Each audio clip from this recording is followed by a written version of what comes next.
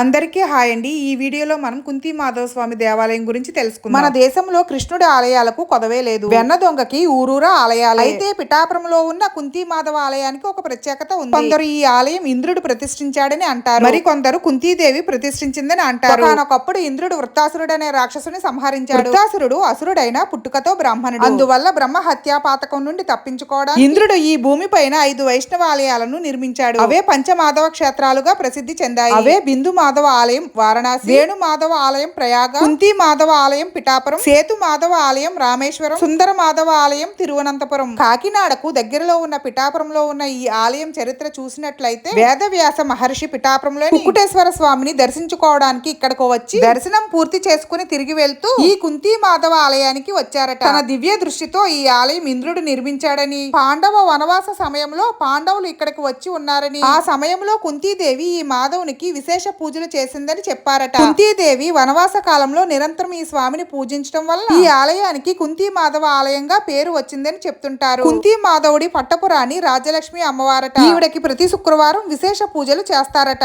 ఈ ఆలయంలోని స్వామివారి లీలలు ఎంతో మంది ప్రత్యక్షంగా చూశారని చెప్తుంటారు. ఈ ప్రాంతాన్ని పాలించిన రాజారావు గంగాధర రామారావు గారికి స్వామివారు కలలో కనిపించేవారని ప్రతీతి. ఏ రోజైనా ఆలయంలో ప్రసాదం రుచిగా లేకపోతే కృష్ణుడు ఈయన కలలో కనిపించి ప్రసాదం ఏమీ బాలేదని చెప్పేవారట. రాజావారు మరునాడు ఆలయానికి వెళ్లి ప్రసాదం ఎంతో రుచిగా వచ్చేటట్లు జాగ్రత్తలు తీసుకునేవారట.